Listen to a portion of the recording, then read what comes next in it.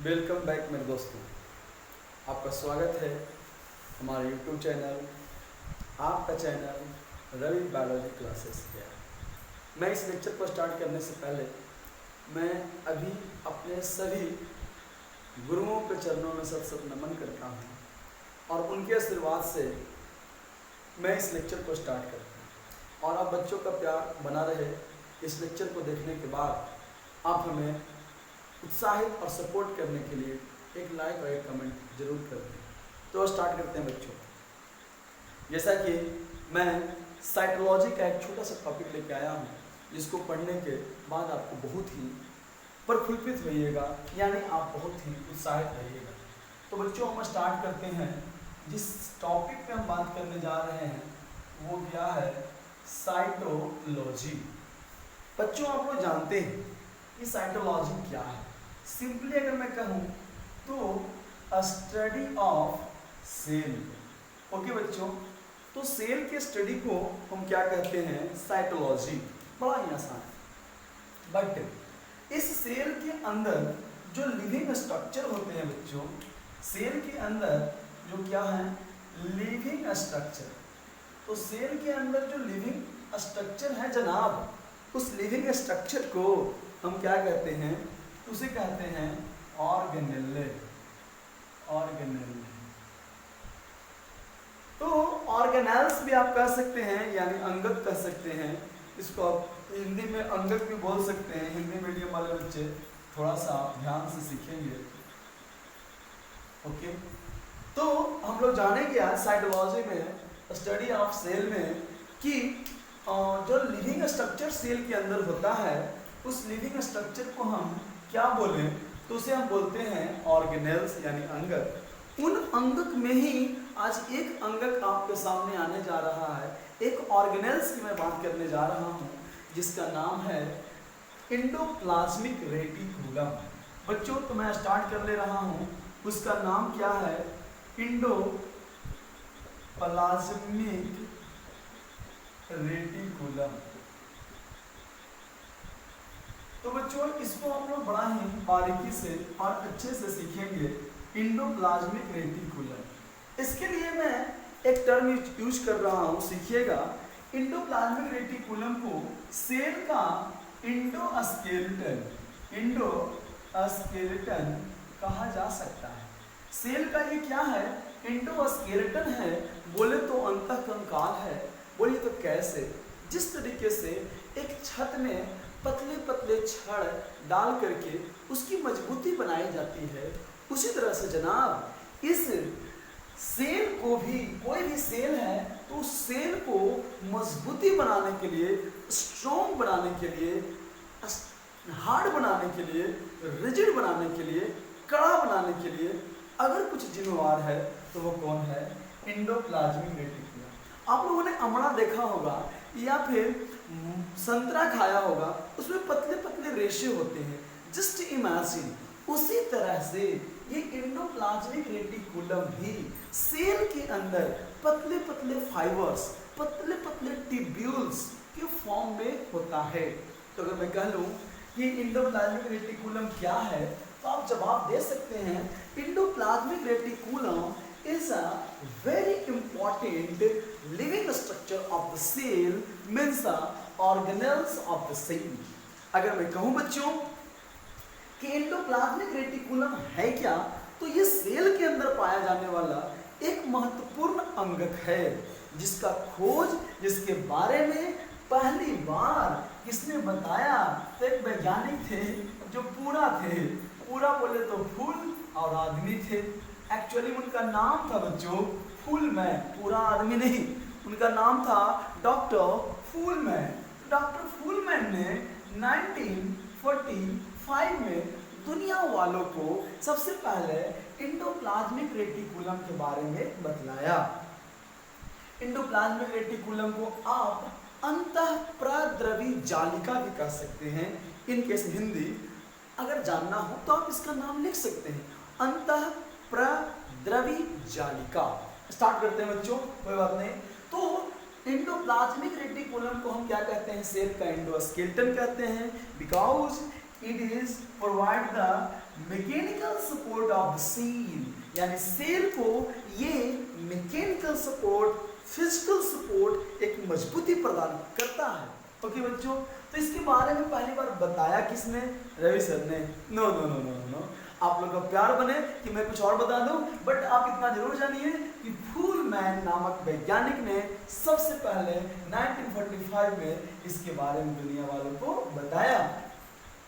एक और वैज्ञानिक थे, बड़ा ही अच्छे मिजाज के थे, उनका नाम था डॉक्टर के.आर. पॉटर। क्या नाम था बच्चों? के.आर. पॉटर। तो के.आर. पॉटर ने इसके बारे में कब बताया? तो 1953 में, 1953 में इन्होंने कहा कि अरे ये ठीक है, ये रेटिकुलेट फॉर्म में है, ये ट्यूबुलर फॉर्म में है, ये नेटवर्क है ना, नेटवर्क फॉर्म में है, नेटवर्क फाइबर के फॉर्म में है, तो आप इसका नाम क्या रख दीजिए? Endoplasmic reticulum. तो याद रखिए जनाब, एंडोप्लाज्मिक रेटिकुलम किसने नाम रखा? तो एंडोप्लाज्मिक रेटिकुलम नाम रखने वाले थे के.आर. पॉटर ने, बट इसको दुनिया के सामने किसने पहली बार बताया? तो बताने वाले कौन थे? डॉक्टर फूलमैन। अब आपको पढ़ाया वो तो मैं, आप जानते ही हैं किसने पढ़ाया। कोई बात नहीं बच्चों, चलो तो हम आगे बढ़ते हैं। आगे बढ़ने से पहले मैं आप लोग को बता दूं, अगर आप हमें देख पा रहे हैं तो आप एक सकारात्मक एनर्जी के साथ हमारे साथ जुड़े हुए हैं। आप हमें देख पा रहे हैं तो आपके मन में ये तमन्ना है, ये जुनून है कि आप इस दुनिया के एक अच्छे बेहतरीन डॉक्टर बनना चाहते हैं। तो जनाब, इस लेक्चर में जो जो मैं बातें बताने जा रहा हूँ वो बहुत ही माइंड ब्लोइंग बातें हैं, आपके इन्हेंसमेंट की बातें हैं, आपकी तरक्की की बातें हैं, आपके नीट एग्जाम के क्वेश्चन की बातें हैं, यानी आप ही की बातें हो रही है। तो जनाब, इस लेक्चर को आप पूरा देखें, अच्छा से देखें और इस लेक्चर में आप अंत तक जुड़े रहें। तो बच्चों आगे बढ़ते हैं। तो आपने सीख लिया कि एंडोप्लाज्मिक रेटिकुलम क्या है। एंडोप्लाज्मिक रेटिकुलम एक नेटवर्क फाइबर है, पतले पतले फाइन फाइबर्स हैं जो सेल के अंदर होता है, यानी यह लिविंग स्ट्रक्चर है, यानी यह एक प्रकार का ऑर्गेनेल्स है। ओके बच्चों, आगे बताने से पहले मैं आपको बता दूं कि कहाँ होता है ये जो एंडोप्लाज्मिक रेटिकुलम है बच्चों, ये कहाँ होता है। तो मैं बता देता हूँ ये कहाँ होता है। तो जो हम लोग का जो बॉडी है, उस बॉडी में जो सेल है, तो बच्चों याद रखिएगा, सेल के अंदर जो लिक्विड सब्सटेंस है, उस लिक्विड सब्सटेंस का नाम क्या है? प्रोटोप्लाज्म। ओके बच्चों, हिंदी में कहते हैं जीव द्रव्य। तो इसी जीव द्रव्य में एक बड़ा न्यूक्लियस होता है। इस न्यूक्लियस के जो मेम्ब्रेन है, न्यूक्लियर मेम्ब्रेन, याद रखिएगा जनाब, न्यूक्लियर मेम्ब्रेन, और जो सेल के बाहर जो मेम्ब्रेन है यानी प्लाज्मा मेम्ब्रेन। क्या मैं बात करूं? Plasma membrane. तो न्यूक्लियर मेम्ब्रेन और प्लाज्मा मेम्ब्रेन के बीच में ही अगर कुछ है ट्यूबुलर स्ट्रक्चर, तो वो ट्यूबुलर स्ट्रक्चर कुछ और नहीं, वो क्या है? उसका नाम है एंडोप्लाज्मिक रेटिकुलम। ओके बच्चों, तो ये इस तरीके से आप इसका स्ट्रक्चर रफली स्टाइल में आप बना सकते हैं। पूरा पूरा एकदम नेटवर्क के फॉर्म में है, एकदम जालीदार है। ओके, आगे सुनिए ना, बड़ा मजा आने वाला है। तो ये मैंने आप लोगों को क्या बता दिया, एंडोप्लाज्मिक रेटिकुलम कहाँ होता है। चलो बच्चों, आगे हम बढ़ने से पहले मैं आप लोग को कुछ और बातें बताता हूँ। तो आप अपने जिंदगी में जितना तरक्की करना चाहें तो आप करें, लेकिन उसके लिए आपको एक अच्छा प्लेटफॉर्म, एक अच्छे शिक्षक की आवश्यकता है। तो बच्चों, एंडोप्लाज्मिक रेटिकुलम की बातों को मैं आगे बढ़ाता हूँ। आप इस डायग्राम को बड़ा अच्छा से देखें। मैं थोड़ा टाइम लेके इस डायग्राम को बना रहा हूँ, सीखने की कोशिश कीजिएगा आप लोग। देखिए बच्चों, मैं थोड़ा सा इसको लार्ज बनाया। इसके अंदर न्यूक्लियस है। ओके, आप जानते हैं कि न्यूक्लियस दो मेम्ब्रेन से घिरा होता है। ओके, मैं इसको थोड़ा सा अच्छा बनाता हूँ, आप देखिए बढ़िया तरीके से सीखिएगा।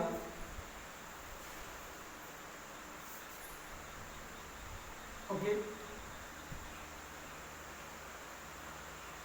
ये न्यूक्लियस दो मेम्ब्रेन से बना हुआ है। ये न्यूक्लियस का जो मेम्ब्रेन है वो लाइपोप्रोटीनस मेम्ब्रेन है बच्चों। ओके, और इस लाइपोप्रोटीनस मेम्ब्रेन का कनेक्शन किसके साथ में बना रहा हूँ, एक फाइन स्ट्रक्चर के साथ में बना रहा हूँ, जिसका नाम है क्या, इसका नाम है एंडोप्लाज्मिक रेटिकुलम। ओके, इधर से भी ये पूरा एकदम नेटवर्क फॉर्म में होता है। ये पूरा किस फॉर्म में होता है बच्चों, तो एकदम बोले तो नेटवर्क फॉर्म में होता है। यस, एकदम पूरी तरह से ये नेटवर्क फॉर्म में होता है। ओके बच्चों, इधर भी है, ऐसा नहीं इधर नहीं है, इधर भी है। मैं थोड़ा सा इधर ही बना देता हूँ। चलो, आपकी बातें मैं रखता हूँ, आपकी बातों को मैं हमेशा हमेशा सराहना करते आया हूँ कि आप अपने जीवन में सारे मुकाम को हासिल करें और अपने माता पिता को सब खुशियाँ दें जो आपके माता पिता आपसे चाहते हैं। तो सबका आदर करें, अपने माता पिता को जरूर प्रणाम करें, उनके चरणों में सत सत नमन। चलो बच्चों, मैं स्टार्ट करता हूँ। तो ये एंडोप्लाज्मिक रेटिकुलम की बात कर रहा हूँ। साइटोलॉजी में जो आज मैं बातें पढ़ने जा रहा हूँ, जिसका नाम है एंडोप्लाज्मिक रेटिकुलम। तो बच्चों, इस सेल के अंदर जो मैं बात कर रहा हूँ उसका नाम है एंडोप्लाज्मिक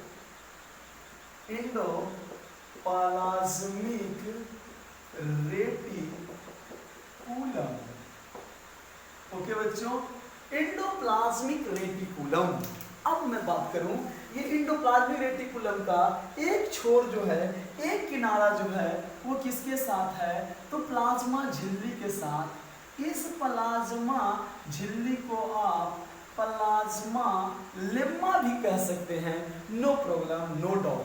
एक छोर जो है वो न्यूक्लियस के मेम्ब्रेन के साथ जुड़ा हुआ है, न्यूक्लियर मेम्ब्रेन। वेरी गुड, एकदम लाजवाब, झक्कास, बवाल।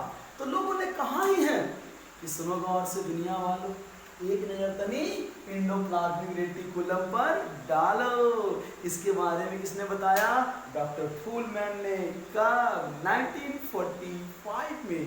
और इसका नाम किसने रखा, डॉक्टर पॉटर, KR पॉटर, इन 1953। चलो बच्चों, अब सुन लो, इस पे खास करके एंडोप्लाज्मिक रेटिकुलम पे कुछ पॉइंटेड स्ट्रक्चर आपको दिखाई दे रहा होगा, आप देखें ध्यान से। ये जो रेड कलर का मैं जो बना रहा हूँ, यह स्पेशली में एक ऑर्गेनेल है, और इस ऑर्गेनेल का नाम है राइबोसोम। क्या नाम है बच्चों, राइबोसोम।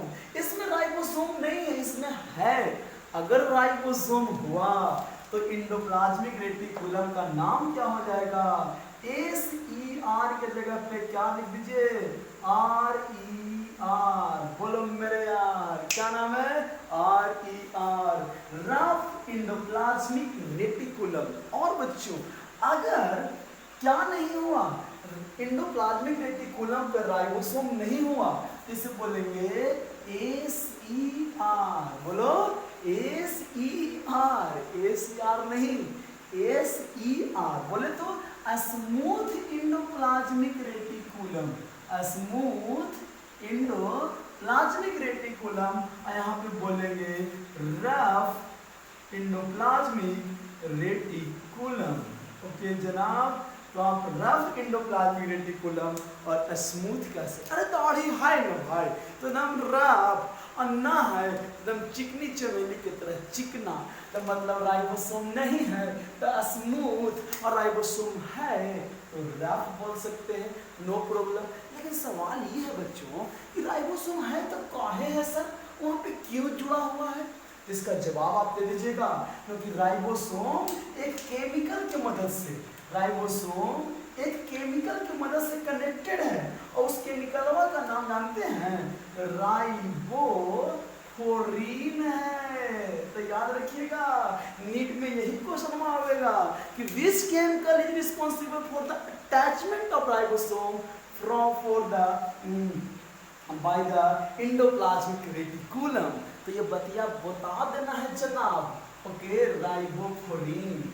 ओके, चलो आगे हम पढ़ते हैं। तो ये चीज तो आपने जान लिया कि राइबोसोम है तो रफ और नहीं है तो स्मूथ, कोई दिक्कत कोई परेशानी नहीं। आप सुनिए, ये जो एंडोप्लाज्मिक रेटिकुलम है ना, वो कहाँ नहीं होता है, तो मैच्योर एकदम परिपक्व एकदम जवान बोले तो एकदम जुबाई है ना। तो जो मैच्योर एक सेल है, एक सेल बोले तो क्या चीज, ओवम की बोलबम ना ओवम। तो ओवम में मैच्योर एग में और किसमें, तो हम लोग के खूनमा में होता है जी, नाम है आरबीसी। तो आरबीसी में अंडा में एंडोप्लाज्मिक रेटिकुलम ना होता है। और कहाँ नहीं होता है, तो एक होता है एम्ब्रियोनिक सेल, एम्ब्रियोनिक सेल, यानी कि जब बच्चा माँ के गर्भ में बनना शुरू होता है ना, तो उसको बोलते हैं एम्ब्रियोनिक सेल, यानी एम्ब्रियो का सेल, भ्रूण का कोशिका। तो उस भ्रूण के कोशिका में भी एंडोप्लाज्मिक रेटिकुलम नहीं होता। अगर होगा तो ये पूरा डेंस हो जाएगा, कड़ा हो जाएगा, तो भारी समस्या हो सकता है। तो याद रखिएगा मैच्योर एक सेल में, आरबीसी में और एंडोप्लाज्मिक रेटिकुलम में नहीं होता है।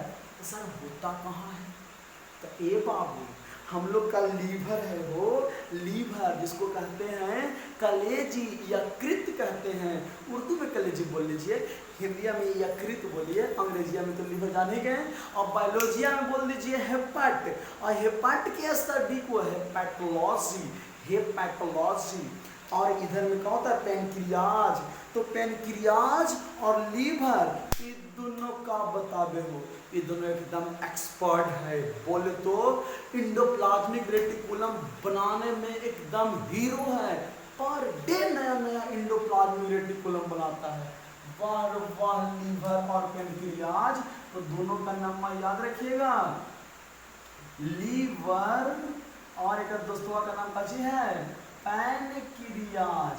तो लीवर और पेनक्रियाज, यकृत और अग्नाशय, ये दोनों ऐसा हमारे बॉडी का ऑर्गन है जो पर डे नया नया क्या बना देता है, एंडोप्लाज्मिक रेटिकुलम, मतलब अंतःप्रद्रवी जालिका। और सुनिए जब बात को छेड़े हैं तो याद रखिएगा, ये जो RER है ना जनाब, रफ एंडोप्लाज्मिक रेटिकुलम, ये तो बड़ी अच्छा काम कर रहे हो बउआ। नाम है काची, प्रोटीन सिंथेसिस। क्या नाम है, प्रोटीन सिंथेसिस। तो ये प्रोटीन सिंथेसिस में काम करता है। तो हम तनिया स्मूथ वाला से पूछे, आप भी चचा आप क्या काम करते हैं, तो बोला बच्चा के बात हम जो कमा करते हैं बड़ी बवाल है। बोले का, बता दीजिए। ये काम करता है लिपिड मेटाबॉलिज्म में, काची में, लिपिड मेटाबॉलिज्म। बोले तो ये फैट बनाने का काम करता है, वसा बनाने का काम करता है। तो लिपिड मेटाबॉलिज्म में इसका सबसे अहम योगदान होता है जनाब। और ये एकदम लाजवाब बात है। तो वसा बनाने का काम कौन करेगा, स्मूथ एंडोप्लाज्मिक रेटिकुलम। तो मैंने बच्चों इतनी सारी बातें बताया, अगर कुछ बात आपको छूट रहा होगा ना, तो इस वीडियो को रिवाइंड करके पीछे करके थोड़ा स्लो करके देखिएगा। अब बोरिंग लग रहा हो तो बड़ी फास्ट कर दीजिए, ऐसे सर बोरिंग नहीं है, मज़ा आ जाएगा एकदम झकास। तो अब जो बच्चों हम लोग इसका पढ़ने वाले हैं, वो क्या पढ़ने वाले हैं, फंक्शन। बोले तो काम, ये एंडोप्लाज्मिक रेटिकुलम कौना काम करता है, तो वह सुनी इसका अच्छा अच्छा काम बा। तो नहीं बोलता हिंदी में और भोजपुरी हो तो मजा ली और आगे पढ़ी। तो इसका काम हम बताने जा रहे हैं बच्चों, एंडोप्लाज्मिक रेटिकुलम को। तो भाई मैंने हिस्ट्री बताया, इसका स्ट्रक्चर बताया, एक इम्पॉर्टेंट बात तो छूट गया। बोले क्या क्या क्या, ये जो लंबा लंबा ट्यूब देख रहे हैं ना, ये ट्यूबों में खाली जगह है, ये खाली जगह को बोलते हैं ल्यू ल्यू। क्या बोलते हैं, नाम एक नाम है ल्यूमेन। क्या नाम है बच्चा? इसका नाम है ल्यूमेन। तो ल्यूमेन किस्म होता है, ट्यूबुलर स्ट्रक्चर है और उसके अंदर जो खाली जगह है उसे कहते हैं ल्यूमेन। आगे सुनो, मैं इसका फंक्शन पढ़ाने जा रहा हूं जो मजा आ जाएगा, एकदम बवाल झकास। सुनिए। तो बच्चों, आपने अभी तक सीखा कि इंडोप्लाज्मिक रेटिकुलम कहाँ होता है, कहाँ नहीं होता है, कौन बनाता है, कौन नहीं बनाता है। तो अच्छा, कौन कौन बनाता है इंडोप्लाज्मिक रेटिकुलम को? तो अभी मैंने बताया था कि लीवर और पेनक्रियाज, ये दोनों जो है इंडोप्लाज्मिक रेटिकुलम को बनाता है। ओके। और कहाँ नहीं होता है? तो मैच्योर सेल में और मैच्योर आरबीसी और एम्ब्रियोनिक सेल। हाँ, एक बात और, ये जो इंडोप्लाज्मिक रेटिकुलम है ना, स्पर्मेटोसाइट में, किसमें? स्पर्मेटोसाइट में, यानी स्पर्म बनाने वाला सेल में ये होता है। ओके, ये भी याद रखिए। चलो, हम बात कर रहे हैं function of endoplasmic reticulum. Hindi वाले बच्चे इसका हिंदी लिख सकते हैं। अंतःप्रद्रवी जालिका का कार्य। अंतःप्रद्रवी जालिका का कार्य। कम से कम तो हम 5 काम बताएंगे जनाब, तो जोड़ते जाइए और गिनते जाइए। पहला काम, आय हाय हाय, सबसे पहला काम transportation.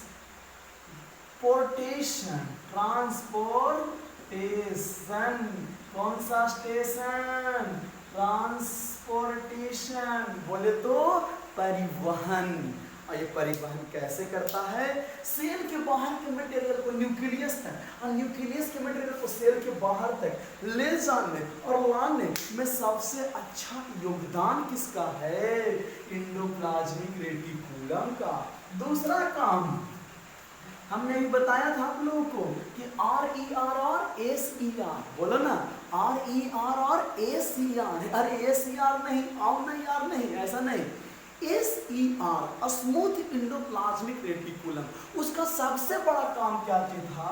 Lipid metabolism. Lipid metabolism यानी कि वसा के निर्माण में, वसा के संश्लेषण में, लिपिड फॉर्मेशन में इसका काम है। एगो बतिया यहाँ पे याद रखिएगा कि इंडोप्लाज्मिक रेटिकुलम सिंगल मतलब एक हरा सिंगल लाइपोप्रोटीनस मेम्ब्रेन का बना होता है। यानी कि इंडोप्लाज्मिक रेटिकुलम एक ही मेम्ब्रेन का है। कभी कभी भी क्वेश्चन दाग देता है नीट एम्स में कि इंडोप्लाज्मिक रेटिकुलम में कौन के वो मेम्ब्रेन होता है? ना भैया, एक ही वो होता है। नाम का चीज है, बोलो, नाम है उसका लाइपोप्रोटीनस मेम्ब्रेन। वो भी कैसा? Single lipoproteinous membrane. चलिए याद रखिएगा। तो ये लिपिड मेटाबॉलिज्म में काम किया। और एक काम क्या करता है? सबसे इंपॉर्टेंट प्रोटीन सिंथेसिस में, प्रोटीन सिंथेसिस यानी कि ये वसा के निर्माण में प्रोटीन लालती लिखा गया, इसीलिए हिंदी नाम लिखा गया प्रोटीन। तो प्रोटीन सिंथेसिस में ये मजा करता है, बनाने में हेल्प करता है। और सुन लीजिए, हमने अभी थोड़ा देर पहले बताया था ना कि ये क्या करता है? इंडोस्केलेटन का काम करता है। इंडोस्केलेटन, स्केलेटन, अंतःकंकाल, कंकाल। तो ये कोशिका का अंतःकंकाल कहलाता है, यानी मैकेनिकल सपोर्ट, फिजिकल सपोर्ट, एकदम झकास। और सुन लो, सबसे लास्ट वाला तो बड़ी इंपॉर्टेंट है जी।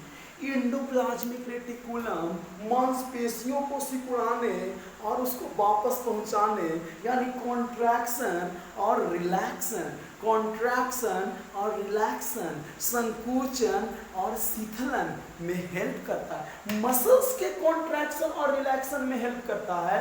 यानी आप कह सकते हैं कि एंडोप्लाज्मिक रेटिकुलम हम लोग के सार्को मतलब होता है मसल्स, और मसल्स के स्टडी को बोलते हैं सार्कोलॉजी। बोलो जी, सार्कोलॉजी। सार्कोलॉजी नहीं, गलत बात, गलत बात, सार्कोलॉजी।